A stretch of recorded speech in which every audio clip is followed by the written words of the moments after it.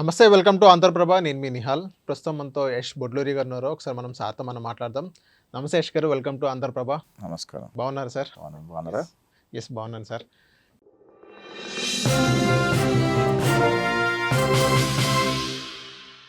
Sir ఇప్పుడు Amaravati topic వచ్చింది కాబట్టి చెప్పండి సార్. ఇప్పుడు క్వాంటమ్ వ్యాలీ గురించి ఇప్పుడు మీరు ఎక్స్ప్లెయిన్ చేశారు. అండ్ నెక్స్ట్ అమరావతి ఎలా ఉండబోతుంది? ఈ రోజు కూడా ఆంధ్రప్రదేశ్ రాష్ట్రంలో చంద్రబాబు నాయుడు గారు ముఖ్యమంత్రిగా చేస్తున్న పనికి ఆయన కొడుకు లోకేష్ గారు అందిస్తున్న సహకారం వల్ల ఎన్ని కంపెనీలు వచ్చి 97 కంపెనీలు వచ్చినాయి మన దగ్గరికి. అవును, దాదాపు 5 లక్షల ఎంప్లాయ్మెంట్ ప్రామిసింగ్ అయినాయి, కొన్ని భూమి పూజలు అయినాయి. ఇవన్నీ కూడా గ్రౌండ్ అయితే దాదాపు నెక్స్ట్ వచ్చే 2 ఇయర్స్లో 5 లక్షలు, సంవత్సరానికి 5 లక్షల ఉద్యోగాలు వస్తాయి. మనం ఏం చెప్పాము సూపర్ 6లో 5 సంవత్సరాల్లో 20 లక్షల ఉద్యోగాలు టార్గెట్ చెప్పాము, అవునా? ఇప్పుడు ఏం జరుగుతుంది తెలుసా? ఈ సంవత్సరమే 5 లక్షల ఉద్యోగాలకి కంపెనీస్ తీసుకొచ్చాం. ఎవ్రీ ఇయర్ 5 lakhs అనుకుంటే 25 లక్షల ఉద్యోగాలు ఇస్తాం. అంటే మా ప్రభుత్వం ఎలక్షన్లకు వెళ్ళే టైంకి 25 లక్షల ఉద్యోగాలు. మేము ప్రామిస్ చేసిన 20 లక్షలే, కానీ 25 లక్షలు ఎక్స్ట్రా ఇస్తున్నాం, 5 లక్షలు ఎక్స్ట్రా ఇస్తున్నాం. అంటే ఆ ఫోకస్తో ఆంధ్రప్రదేశ్ రాష్ట్ర ప్రభుత్వం పనిచేస్తుంది.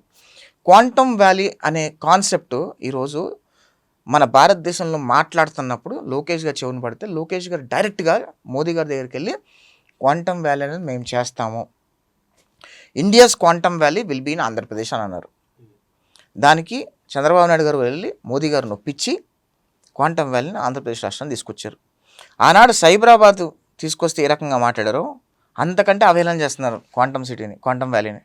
నేను చెప్తున్నా ఈరోజు, take my word, by 2040 quantum valley will generate 60% of the revenue for entire Andhra Pradesh. Okay, just quantum valley talking about, not talking about Amaravati. I'm only talking about quantum valley, a unit of quantum valley, right? అంటే ఒక నాయకుడికి vision ఉంటే ఆ vision ఫ్యూచర్లో ఏం చేస్తుందని తెలియాలి. అమరావతిలో చంద్రబాబు నాయుడు గారు 7 lane రోడ్స్ అడుగుతున్నారు.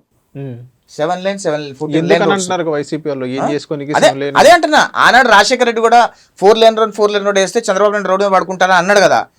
జగన్మోహన్ రెడ్డి రోడ్డు మీద పడుకోవడానికి 7 lane రోడ్లు వేస్తున్నాం మేము. అక్కడ ఏం లేదు ఏదో ఉందని నేను అదే చెప్తున్నా బ్రదర్. జగన్మోహన్ రెడ్డి అంత పెద్ద ప్యాలెస్ కట్టుకున్నాడు కదా, అంత పెద్ద ప్యాలెస్ మీద ఏం ఉంటాడు అని చెప్పి 7 lane road 8 lane road 14 lane road అయితే ఇక్కడ నుంచి అటు పొరలొచ్చు జగన్మోహన్ రెడ్డి శుభ్రంగా. అందుకే అంత పెద్ద రోడ్లు వేస్తున్నాం మేము. ఋషికొండ ప్యాలెస్ గురించి అంటారా? మామూలుగా రిషికొండ ప్యాలెస్, ఆయన ఉన్న ప్యాలెస్, ఇప్పుడు కట్టుకున్న ప్యాలెస్ కూడా అంత పెద్దే కదా. రిషికొండ ప్యాలెస్ వదిలేసి తాడేపల్లి కొంప పెద్ద ప్యాలెసే కదా. అవును. నేను అంటుంది ఏంటంటే 7 lane రోడ్ 14 lane రోడ్ అమరావతికి వస్తుంది అని అంటే ఇండియాలో 14 lane రోడ్ ఫస్ట్ అమరావతి అవుతుంది. Tomorrow down the line 10-15 years, today how Cyberabad 94లో ఉన్న సైబరాబాద్కి ఇప్పుడు 2025లో ఉన్న సైబరాబాద్కి సిచ్యువేషన్ ఏంటో, ఈరోజు 2025లో ఉన్న క్వాంటమ్ వ్యాలీ అమరావతికి 2040లో ఉన్న క్వాంటమ్ వ్యాలీ అమరావతికి సిచ్యువేషన్ అంతకంటే 100 రెట్లు ఎక్కువ ఉంటుంది. Okay. And quantum valley is just not 1 Cyberabad. Quantum valley is going to be 100 Cyberabads. I'm telling you, it's going to be mega million project. అంత పవర్ఫుల్ ఉంటుంది. It's everything integrated in to it, right? So ఆ project ground అయిన తర్వాత, ఆ project ఒకసారి surface అయిన తర్వాత things will drastically change. అప్పుడు 7 lane రోడ్ కూడా ఇరుకులు అయిపోతాయి.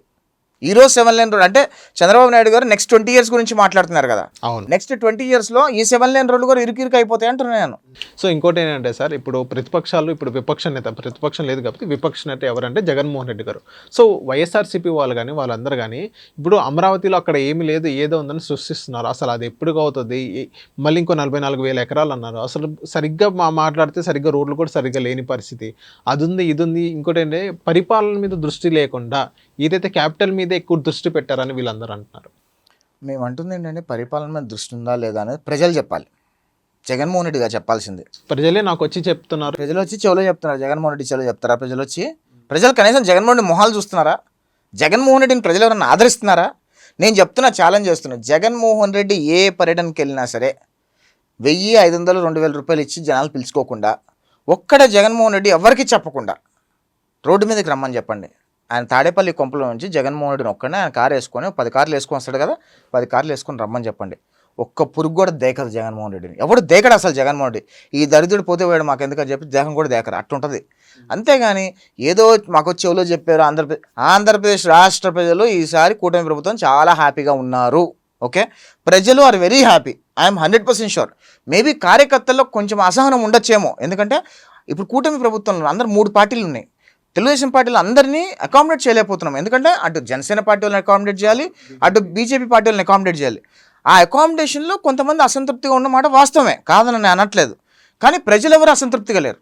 ఓకే, అంటే ఆంధ్రప్రదేశ్ రాష్ట్ర ప్రజలందరూ చాలా హ్యాపీగా ఉన్నారు. కొంతమంది మీ కార్యకర్తలే కొంతమంది అసహనంతో ఉన్నారు. ఇప్పుడు కొంతమంది ఉంటారమ్మా, కొంతమంది 100% ఉంటారు, ఎక్కడైనా ఉంటారు. ఎందుకంటే ఇప్పుడు 10 ఉద్యోగాలు ఉన్నాయనుకో, కూటమి ప్రభుత్వంలో వచ్చిన తెలుగుదేశం పార్టీ ప్రభుత్వం ఉంటే 10 ఉద్యోగాలు 10 కార్యకర్తలకు ఇచ్చేసేవాళ్ళం. కానీ ఇప్పుడు ఆ 10 ఉద్యోగాల్లో 6 ఉద్యోగాలు మేము పెట్టుకొని 2 ఉద్యోగాలు 3 ఉద్యోగాలు జనసేనకి ఇవ్వాలి, ఒకటి బీజేపీకి ఇవ్వాల్సి వస్తుంది. సో అట్లా 4 కార్యకర్తలు అసహనం అయిపోతారుగా. ఉదాహరణకి సో మా ఒక్క పార్టీ కూటమి ఉంటే 10 మందికి ఇచ్చేవాళ్ళు, అందరూ హ్యాపీ ఉండేవాళ్ళు కదా, 100% హ్యాపీ ఉండేవాళ్ళు. ఇప్పుడు కూటమి ఉండేసరికి అన్ని పార్టీలు ఉండేసరికి అన్ని పార్టీలకు అకామిడేట్ చేయాలి.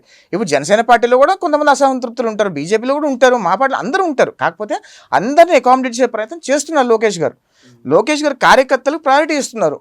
ఎక్కడైతే కార్యకర్తలు ఏదైనా కావాలి అనుకున్నారు, ఓకే మీరు చేసుకుంటారా, ఏం చేయాలి చెప్పండి, మీరు చేద్దామని అంటున్నారు. అంతకంటే ఇంకేం చేయగలుగుతారా అంటున్నాను. అవును సార్, కానీ ఇంకోటి సూపర్ 6 గురించి మాట్లాడుతున్నారు. మీకు సూపర్ 6 ఇవ్వడం మీకు చేత కాకపోతే ఒక పావు గంట పక్క జరిగింది జగన్మోహన్ రెడ్డి సెట్ చేస్తారా? ఏం సెట్ చేస్తాడు జగన్మోహన్ రెడ్డి? ఆ సూపర్ 6 గురించి జగన్మోహన్ రెడ్డి సెట్టింగ్ ఏంటని చెప్తా. జగన్మోహన్ రెడ్డి సెట్టింగ్ ఏంటంటే అప్పు తీసుకొచ్చి 10 రూపాయలు అప్పు తీసుకొచ్చి రూపాయి వంచేసి 9 రూపాయలు జేబులు వేసుకునే సెట్టింగ్ జగన్మోహన్ రెడ్డిది. ఓకే, జగన్మోహన్ రెడ్డి 10 లక్షల కోట్ల రూపాయలు అప్పులు చేస్తే దానికి ఈ రోజు కూడా వడ్డీ 1,50,000 2 లక్షల రూపాయలు వడ్డీలు కడుతున్నారు. ఓకే, ఓవరాల్ 5 ఇయర్స్లో ఈ 5 ఇయర్స్లో జగన్మోహన్ రెడ్డి 10 లక్షలు అప్పులు చేసి దానికి కనీసం 2.5 లక్షలు వడ్డీ కట్టాల్సి వస్తుంది. 2.5 లక్షల కోట్ల రూపాయలు 5 ఇయర్స్కి. అంటే ఈ అప్పులన్నీ చేసేసి సగం డబ్బులు దొబ్బేసి, సగం డబ్బులు కదా ప్రజలకు ఇచ్చాయని చెప్పి చూపించేసి సగం డబ్బులు దొబ్బేసి ఆయన సెట్టింగ్ చేసుకొని ఈ రకంగా ముఖ్యమంత్రి హోదాను దిగిపోయాడు. ఇప్పుడు ఆంధ్రప్రదేశ్ రాష్ట్రం మీద చేసిన అప్పు ఎవడు కట్టాలి? అక్కడ ఉన్న సిటిజన్సే కట్టాలి కదా, వాళ్ళ మీదే భారం పడేది. అప్పు మీద అప్పు భారం పడుతుంది కదా. 2014 నుంచి 2019 వరకు విడిపోయిన ఆంధ్రప్రదేశ్ రాష్ట్రానికి 1,50,000 కోట్ల రూపాయలు అప్పు వచ్చింది. చంద్రబాబు నాయుడు గారు 5 సంవత్సరాలు పరిపాలించిన తర్వాత ఆంధ్రప్రదేశ్ రాష్ట్ర అప్పు 3,10,000 కోట్ల రూపాయలు అయింది. ఓకే, అంటే ఆయన చేసిన అప్పు 1,80,000 కోట్ల రూపాయలు 5 సంవత్సరాలకు కలిపి. 2019 నుంచి 2024 వరకు జగన్మోహన్ రెడ్డి చేసిన అప్పు 8 లక్షల కోట్ల రూపాయలు. అంటే సంవత్సరానికి ఇంచుమించుగా దాదాపు 2 లక్షలు కొద్ది తక్కువ చేశాడు. 1,60,000 కోట్ల రూపాయలు అప్పు చేశాడు. ఇంత అప్పు చేసి ఏం చేశాడు అనేది నా ప్రశ్న. అంటే డీబీటీ ద్వారా నేను ప్రజలకు అన్నీ వదిలేసే బ్రదర్. 1,60,000 కోట్ల రూపాయలు అప్పు చేశాడు. ఆంధ్రప్రదేశ్ రాష్ట్రం మీద రెవెన్యూ 1,50,000 కోట్ల రూపాయలు వస్తుంది. అవునా? 3,10,000 కోట్ల రూపాయలు ఉంది ఆంధ్రప్రదేశ్ ఖజానాలో. ఓకే, ఏ డీబీటీ ద్వారా ఏ పథకంకి ఇచ్చినా సరే ఓకే 20,000 కోట్ల రూపాయలు 30,000 కోట్ల రూపాయలు అన్ని పథకాలు కూడా 1,00,000 కోట్ల రూపాయలు వేసుకోండి, అన్ని పథకాలు కలిపి. ఈ 5 సంవత్సరాల్లో ఒక్కటైనా ఒక్క ఊరికైనా ఒక రోడ్ అన్న కానీ లేదన్నా ఒక కన్స్ట్రక్షన్ కానీ లేదన్నా ఒక ప్రభుత్వ హాస్పిటల్ కానీ లేదంటే ఒక ప్రభుత్వ బస్ స్టాండ్ కానీ లేదా ఇంకేమన్నా కానీ ఏమైనా కట్టాడా? ఏం కట్టాడు? మరి రోజా గారు అంటున్నారు చంద్రబాబు నాయుడు గారు 14-19లో 23,000 కోట్ల రూపాయలు రోడ్డు మీద ఖర్చు పెడితే జగన్మోహన్ రెడ్డి గారు 40,000 చిల్లర కోట్ల రూపాయలు రోడ్డు మీద ఖర్చు పెట్టారు, డబల్ ఖర్చు పెట్టారని రోజా గారే అన్నారు. నేను అదే చెప్తున్నా, డబల్ ఖర్చు పెట్టారని చెప్తున్నారని జేబులు వేసుకున్నారు. అంత డబ్బులు ఖర్చు పెట్టి ఉంటుంటే ప్రజలందరూ ఎంతో అసంతృప్తిగా 11 సీట్లు ఇచ్చి ఉండేవాళ్ళు. కనీసం రోడ్లు కూడా లేని దరిద్రపు ముఖ్యమంత్రి జగన్మోహన్ రెడ్డి అని అన్నారు కదా. అంటే ఈవీఎం దగ్గర ట్యాంపరింగ్ అంటున్నారు కదా. ఈవీఎం ట్యాంపరింగ్తో మేము 164 గెలిచామంటారా? సరే, జగన్మోహన్ రెడ్డి గారు నేను జగన్ రెడ్డికి డైరెక్ట్గా సవాల్ విసురుతున్నా మీ వీడియో ద్వారా.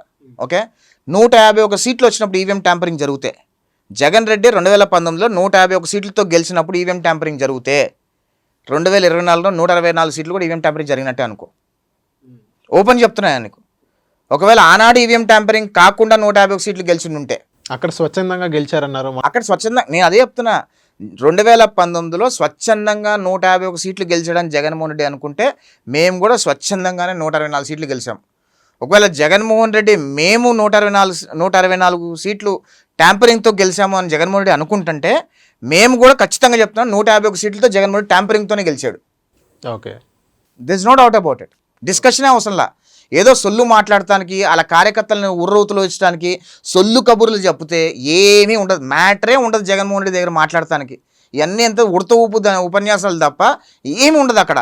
డైరెక్ట్గా పాయింట్ టు పాయింట్ మాట్లాడేవాడు జగన్మోహన్ రెడ్డి. డైరెక్ట్గా మాతో పాటు డిబేట్లో కూర్చుంటే డైరెక్ట్గా మాట్లాడతాం, కనీసం ఒక ఆన్సర్ కూడా చెప్పలేడు డైరెక్ట్గా. ఓకే. పేపర్ చూస్తే తుత్తు తత్తాలు మాట్లాడతాడు, డైరెక్ట్గా మాట్లాడలేడు, సరే ఏం మాట్లాడతాడో తెలియదు, రికార్డెడ్ ప్రెస్ మీట్లు పెట్టుకుంటాడు, దానిలో కూడా ఎడిటింగ్లు చేసుకుంటాడు, మాట్లాడలేడు అన్ని. ఈ వైసీపీ వాళ్ళు ఏం చేస్తారు, ముందు వెనక ముందుకేసి వాళ్ళ ఎడిటింగ్లతో వాళ్ళు సునకానందం పొందుతారు. ఇది వాళ్ళ పార్టీ పరిస్థితి. జగన్ రెడ్డిని డైరెక్ట్గా ఒక ఒక అర్నబ్ గోస్వామినో లేదంటే ఒక లోకల్ న్యూట్రల్ జర్నలిస్ట్తో కూర్చోబెట్టి 1-on-1 మాట్లాడితే, స్క్రిప్టెడ్ కాకుండా 1-on-1 మాట్లాడితే ఒక్క క్వశ్చన్కి సమాధానం చెప్పలేడు జగన్మోహన్ రెడ్డి.